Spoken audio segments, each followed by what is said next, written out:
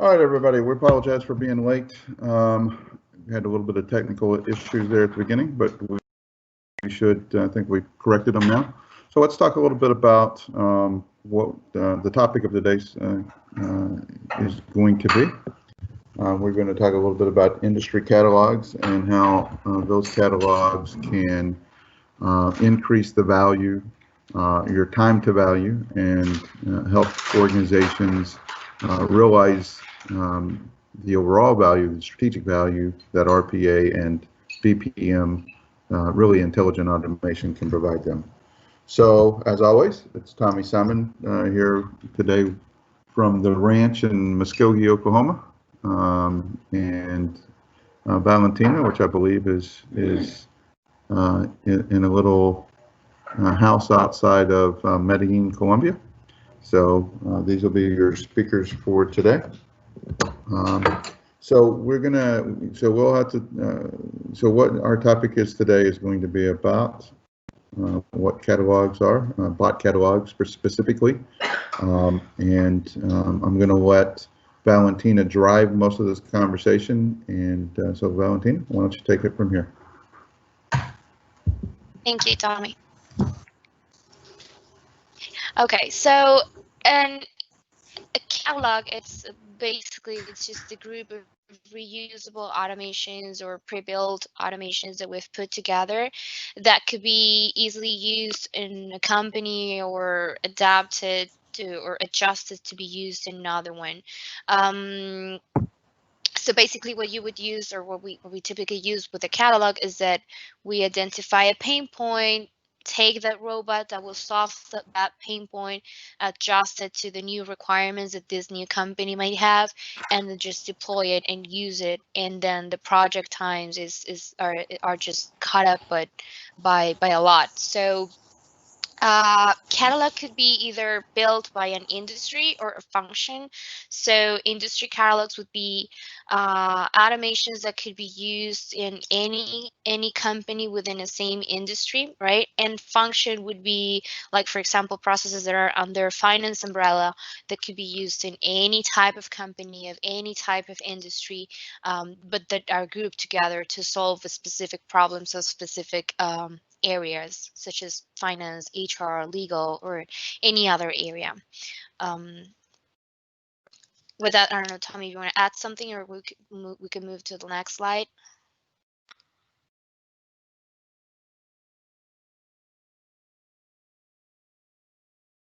Tommy, you muted.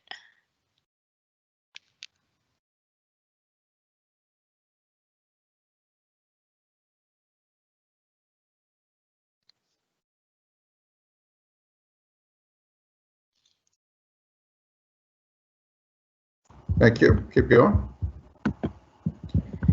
We'll go back and show this. Get back here. All right.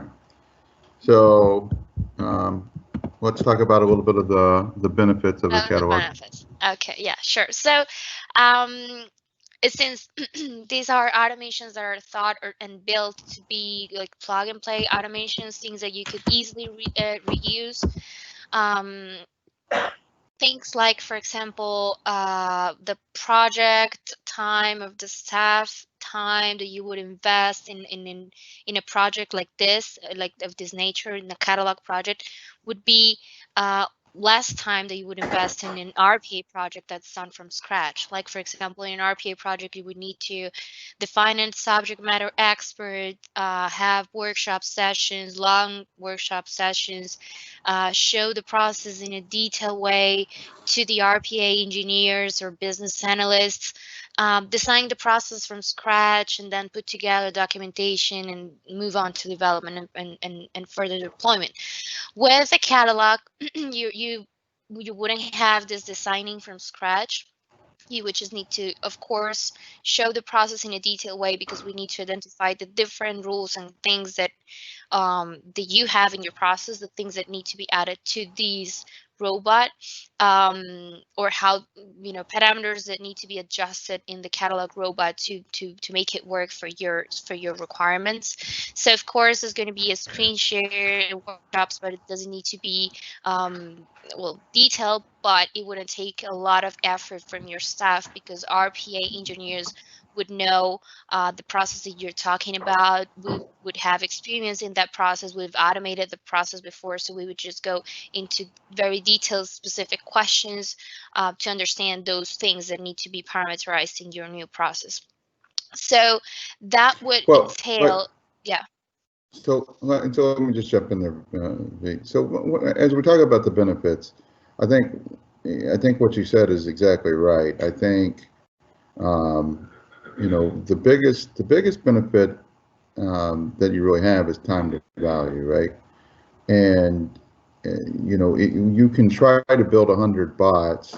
Again, using a healthcare example, you could try to build 100 bots across the organization, whether that be whether that be in your clinical or your back office or your or administration. It could be any really department across the organization. A lot of it might take you 2, 3, 4 years to build 100 bots that all provide value, all have a high ROI, and really kind of lean the organization. Or you can configure, you can take a group of bots that have already been developed and then implement them and configure them, say the last 10 to 20%, and have 100 bots within 3 to 4 months, right? That's the true value of it. And it just does 3 things for you. 1, it's the time. You start recognizing value right away. 2 is you have, you don't get stuck in the standard or the typical pitfalls that a lot of organizations do, where they start and stop and there's stalls and there's drags, and 2 or 3 years soon come 4 and 5 years. So you kind of can avoid that just because you're implementing with such velocity that you kind of bypass some of those typical roadblocks, right? And then 3, I think you get to learn from the errors of other people. To be honest with you, if you are getting a bot catalog that have been implemented in a couple of places, a lot of the kinks have already been worked out. A lot of the added advantages have been thought about and added to the bot catalog. So in essence, you're getting a proven product quicker and at scale, so that you can get organizational value right now, and you can get organizational value across the organization at once. So an integrated approach, if you will. So I just wanted to throw that in because I do think that that's a really important point that you brought up, and I wanted to focus on it a little bit. You ready to go to the next slide? No problem. Yeah, sure. Let's go to the next one. So who can benefit from bot catalogs? Who do you think normally is the typical, if you think through some of the bot catalogs you're working with, who do you think are the typical people who benefit from bot catalog? Well, I think that the bot catalogs makes a lot of sense on companies that have marketplaces, because honestly, it's just easy to reuse and sell, and you would have access to a lot of customers at the same time that are having mostly a common pain point. So it's a good way to start. Also, companies that have specific software, they're selling specific services to a large amount of customers. That's kind of the same situation. So you would have access to those customers, and then with one automation or multiple automation, you can solve specific pain points of the group of customers at the same time. So for me, those are the main companies, but of course, it would make sense for a large company that is starting the journey, the RPA journey, and they would like to have this technology as a strategic business initiative for their digital transformation process, for example. That would make sense in a company like that too. Or companies that have... Yeah. Yep. No, go ahead. No, go ahead and finish. They're just companies that have large processes that they find a match between their pain points and the things that or the processes or the variables that we have in the catalogs as well. Just pretty much anyone can benefit out of a catalog, but I would find it make it more sense in marketplaces, in companies that sell specific services to large customer databases mostly. But yeah, Yeah, that's and so I break it up into three categories, right? So typically you have internal processes. So what does the typical company look like that benefits from a catalog? I think there's two. I think there's one that are large organizations, right? And so you see a lot of departmentalization, you see a lot of stop starting on RPA. So for large organizations, who can implement the catalog quickly and across those departments to start, I mean, it kind of jump starts it. So I think that's typically the largest. But the second is kind of the small to mid-size, really innovative, leading edge kind of company, because they want to focus all their attention on their innovation and their growth. And therefore, it's a good way for them to automate a lot of their back processes. So they keep their SG&A way down, and they spend, they take that money in either investment, if it's a research company or in technology, it could be anything that they have a competitive advantage around innovation around. So I think innovative companies that are smaller to mid-size, I think large companies who have decided they want to go after SG&A, they want to create a enterprise plan, an enterprise strategy for getting a certain amount of return or cost savings. I think those are the typical two types of companies. The third type of organizations, associations. If you really think about it, you get an association for CFOs, or like the FBI, or you have an association for transportation companies. We certainly are a member of that and having some conversations. You can build a catalog for that association for their members, right? And the association can benefit and gain money, which a lot of times they struggle to generate revenue. So it's good for the association, it's good for the members, because the members, instead of each member having to go out and build their own bots, they can just leverage the one that's already built. So it's cheaper for the members, it's a revenue for the association, and it's kind of a win-win situation.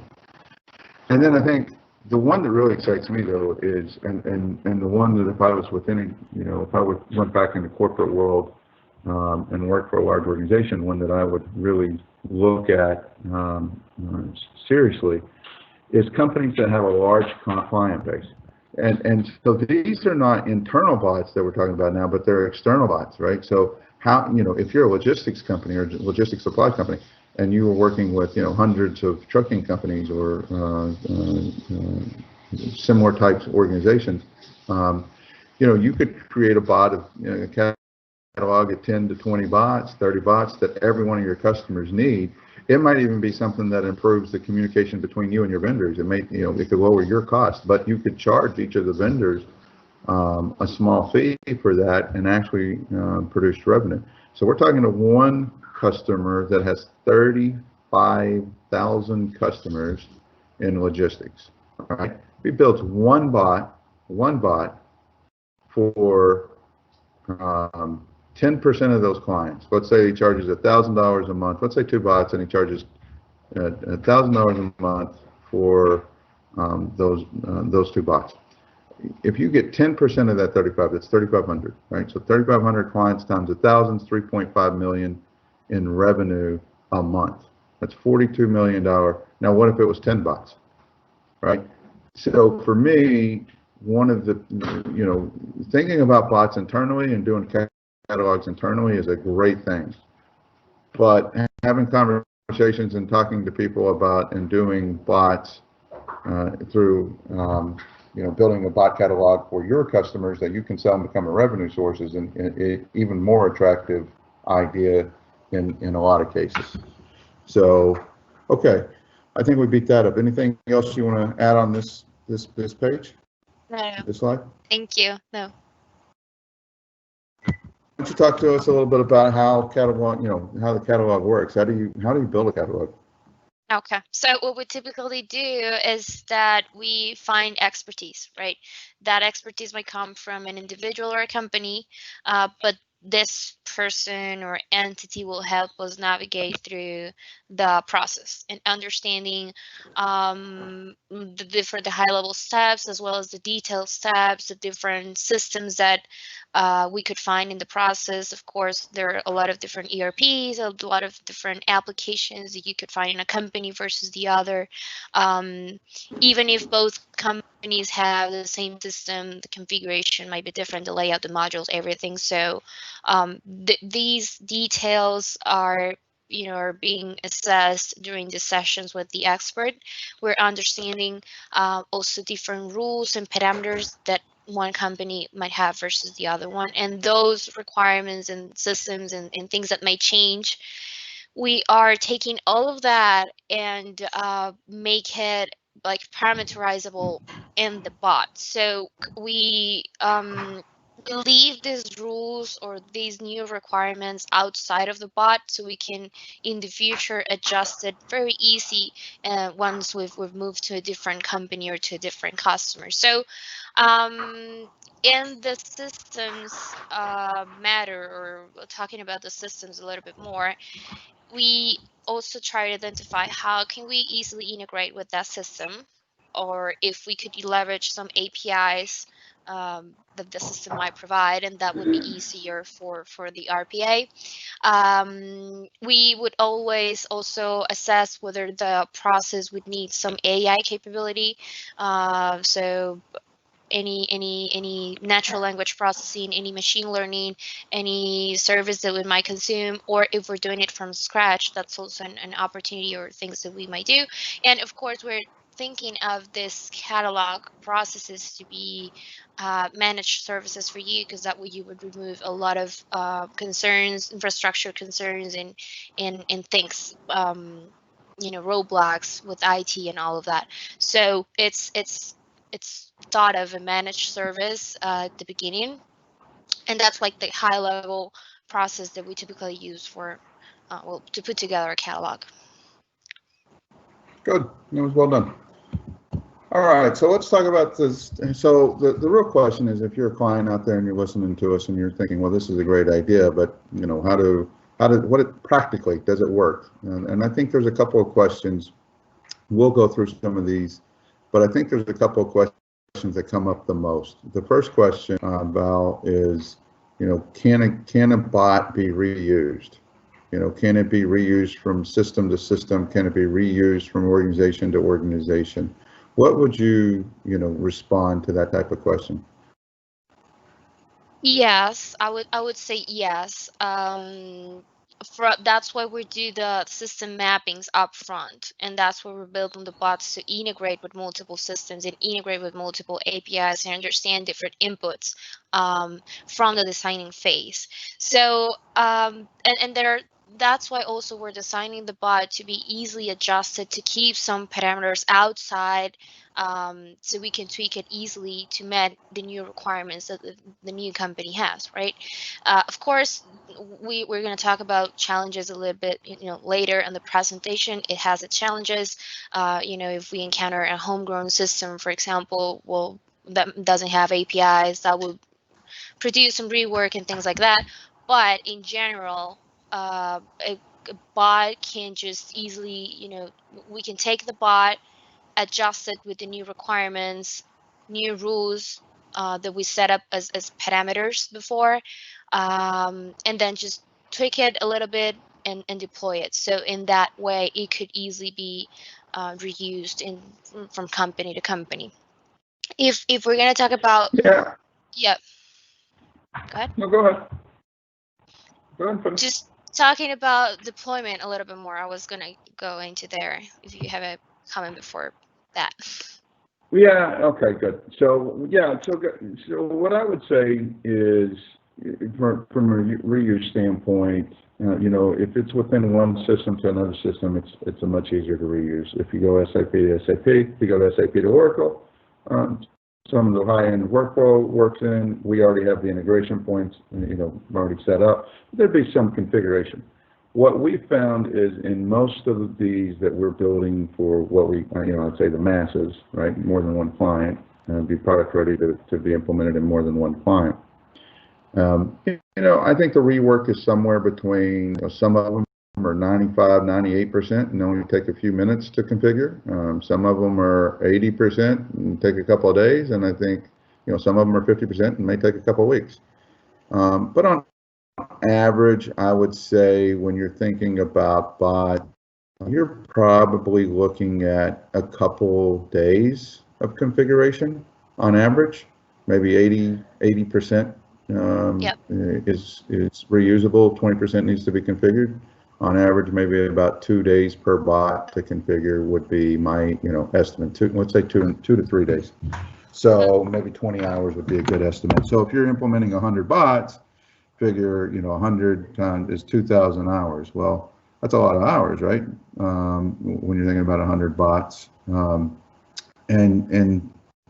but you can split that over, as you usually typically do, different departments and teams. And so, usually if you're doing as many as 100 bots, your implementation time is probably going to be 2 to 3 months. So just to kind of give an idea on timing and kind of scope and a little bit more detail on what you can estimate from a internal resource capacity need when you're implementing this. But if you think about the development time of, to develop 100 hours compared to, configuring 100 hours or 100 bots, it's substantially less. Okay, so why don't you jump in and talk to us a little bit about the steps for deployment, doing the deployment. Okay, so from the customer perspective, right? It's very important to understand the standard pain point that you want to solve, right? Identify your internal subject matter expert for the pain point or process that you want to automate, and then we would evaluate the high level and detailed process with your subject matter expert. So of course we need to have a workshop. We would identify the different parameters, new requirements that you would have, adjust them into the robot, and then we would, of course, identify what are the architecture requirements and access requirements, because we would need to have access to your application to be able to automate it. Those requirements would be simpler requirements if we're talking about managed service, of course. And once those requirements are enabled, we would start just a small UAT with the subject matter expert in a lower environment of your application, of course. And once the UAT has been approved, we would deploy that robot to the production environment, see if it requires more changes or details or things that we might have forgotten in the assessment phase. We would do those changes, and then you could start getting the value out of the robot just easily and really quickly. So after that, we would just also monitor the robot. We will have our support team that's overseeing all the robot activity, whether if it's running well or not, and we can set up multiple notifications in the robot to be sent to your process owners or subject matter experts in the different cases that you would have in your process. So can the bot catalog be implemented on, does it use our infrastructure? Can it be implemented on the client's infrastructure? We have some clients that definitely have security protocols, and so they may want it inside their infrastructure. Is that feasibly possible? Talk to us a little bit about the options for deploying the bots. Yeah, of course, both options are possible. Of course, we're thinking of this to be like a service for you, because managed service would entail less effort on your side. But and we also assess the security concerns and requirements up front. So if you want it to be a managed service, that it's on our infrastructure, but you have very defined requirements from security standpoint, we can set those up in our side, so you don't need to worry about that. But if definitely you wanted to have it on your infrastructure, that's also things that we can configure, easily configured and deployed in your infrastructure as well. So both are feasible, both are things that we are actually doing, and I know that a lot of companies ask for that. And yeah, it's doable, both of them. And from an architecture standpoint, we look at containerization so that we can move it from cloud to cloud to infrastructure. Is that correct? Yep, that's right. Perfect. Okay, good. Let's move on to the next slide. So we kind of talked a little bit about challenges, but talk to us about some of the biggest challenges you've seen in doing the deployment. Yeah, sure. So of course, even though we might have the same system in, let's say, 2 companies, as I said before, that same system might have different modules, might have different layouts, configurations, or is not going to be exactly the same. We're working through that, but at some point, different systems or different requirements, of course, might entail some rework and extra effort on our side. What else? Well, when we encounter in a system that it's homegrown, I mentioned that before, that doesn't have any APIs, that we need to discover the integration from scratch. Well, that would increase our implementation time, of course, in the for the bot. What we've also seen is that since this is a shorter implementation process, the SME or the experts would need to be available or have higher availability for us, right? And sometimes, well, they don't commit to that. So that's also a challenge from the process perspective. And if there are triggers that we have not considered before, let's say there's a new kind of trigger that the company would like to implement in the robot, then that would entail additional development time, of course. You were going to say something? But yeah, I was going to say, yeah, it's funny that you say that, the shorter implementation times. You know, everything that's a strength is a weakness as well too in some aspects. You can get faster time to value, but it also is an intense process, which means more staff time and a shorter duration, during a shorter duration of time. So it can get very intense and labor intensive. So, it's something that each client needs to kind of think about when they're looking at what their implementation schedule is going to be. The other thing too is process variability. We talk to a lot of mortgage companies and doing some of the same, which is one of the reasons why we got this idea of doing catalogs, is we're doing some of the same work for multiple staffing companies or multiple mortgage companies or multiple insurance companies, and it's really the same thing over and over again. And what we noticed is their steps and procedures maybe follow a different flow, but they're not. Nobody radically does something that's really that much different, right? And that goes from industry to industry to industry. It's really the same basic functionality. So what we try to do is put high variability or high configurability into our bots, so we understand what the steps are going to be. And yeah, we kind of take a blended, take subject matter experts from 3 or 4 different areas and have them work together on what the best practices should be, so a client can implement ours, which is based on the best practices.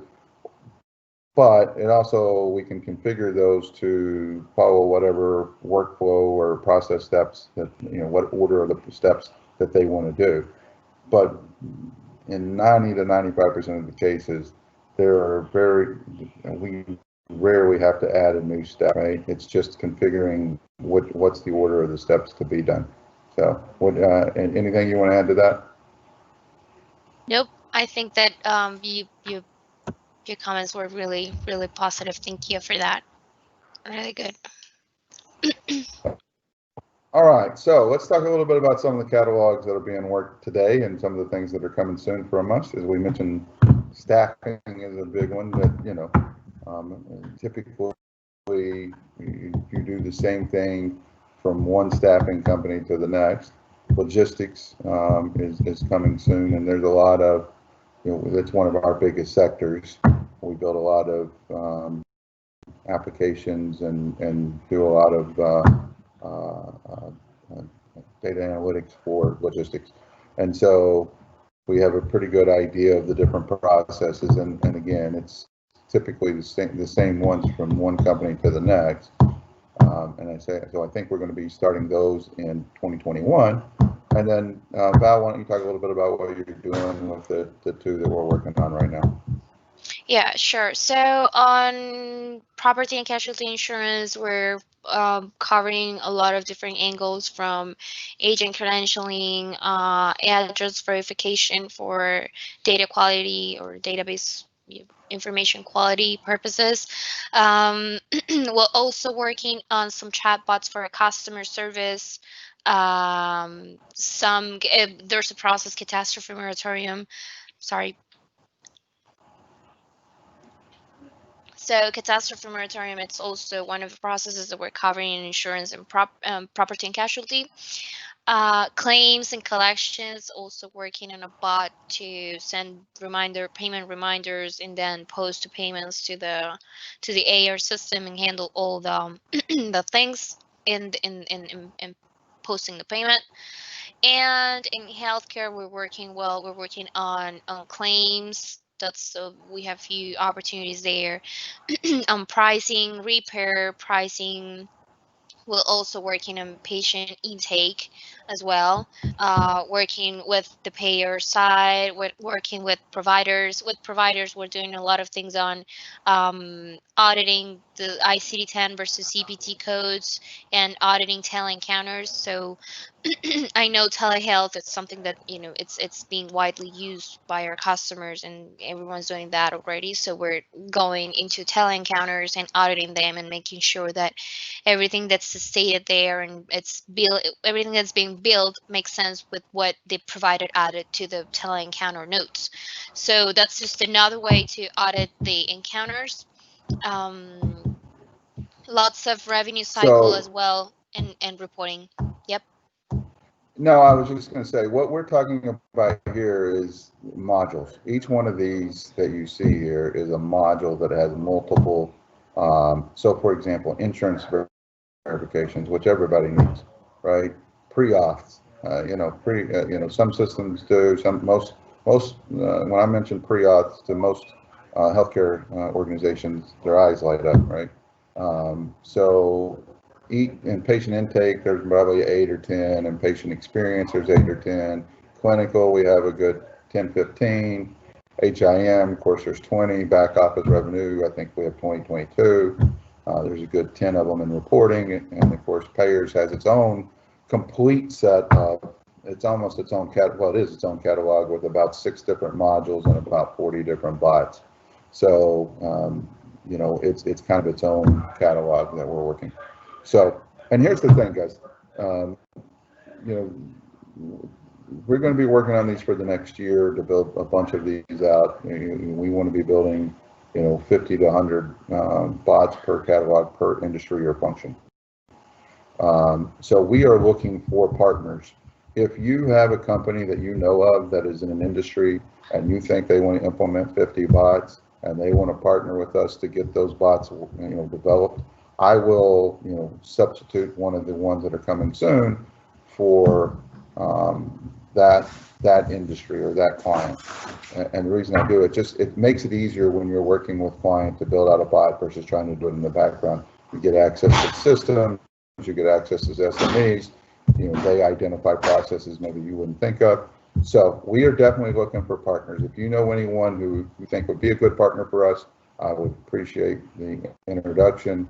What we ask of them is that they agree to do 50 in the next, a 6 to 8 month time frame, and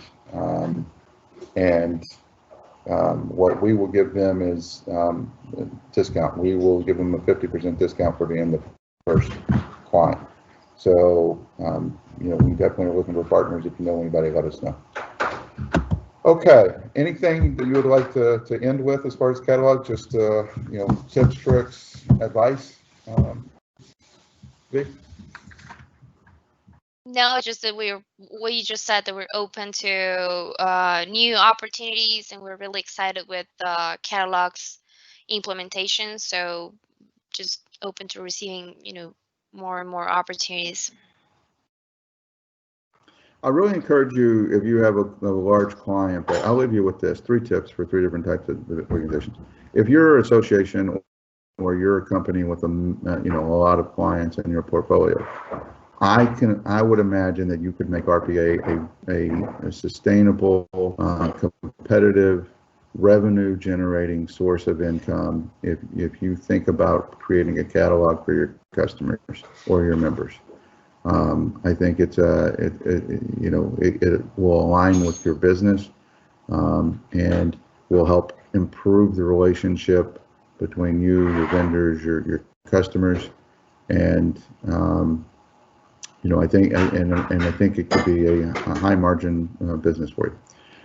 For companies who want to implement internally, I just recommend that you have to decide that this is a strategic decision for your organization. You need to set some goals for what you want to achieve out of it, and I mean financial goals. How much what do you want to reduce your transaction times, or how much cost do you want to take out of G&A, et cetera, et cetera. So, I think it's one, it's got to be a strategy. 2, with a set of goals, and then 3, understand that the time that's going to be involved in it, it's going to be a shorter time frame so that you get quicker time to value, but that's going to be an intense time frame. And so I don't want to say it's disruptive to the business, but it can certainly it can certainly take focus off of certain things, and you need to be prepared for that and how you're going to deal with it. And then I think from the third thing, those innovative customers I talked about that are wanting, they're trying to do more for less. They're a lot of organizations today are outsourcing everything from the get-go except what they think their core business is. And those types of organizations, RPA is perfect for that type of scenario. But again, you don't want to try to do it one at a time. It'll take you too long to get there. That's the one thing I've noticed in RPA. RPA can provide a lot of value to a lot of organizations, but it takes a long time to get there doing 1 or 2 at a time. You need to commit. You need to commit to doing 20, 50, 100, doesn't matter. But if this is going to be something other than a novelty, that's going to help out a few places, in a few places, then you need to think about how you're going to implement at scale and really start gathering the time to value, but also avoiding all those pitfalls that come up and something gets started and gets stopped because there's another emergency, right? And that's what I've noticed about RPA. If you don't really commit and do it at scale, it'll 6 months, a year, it'll stop because something will come up that'll take higher priority. And so I think those are my 3 tips for anybody who wants to, who's getting started with RPA and specifically looking at how catalogs can help them. So, okay, I appreciate it. I think this is the last of our series that was supposed to be in October. I apologize. We're going to take November off other than this one, and then we're starting another series in December. So if you've liked the 4 or 5 that we did in October based on the business value of RPA and how to realize more business value from RPA, then please watch our December. I think we're going to get into one. I think you're doing one, Val, with Julio, right, on artificial intelligence and yep. Kind of in some of the, maybe even see some examples of ways that we've implemented intelligent automation to solve some complex business issues. So we look forward to seeing you in December, and thank you for coming. Thank you. Bye-bye. Thanks, bye.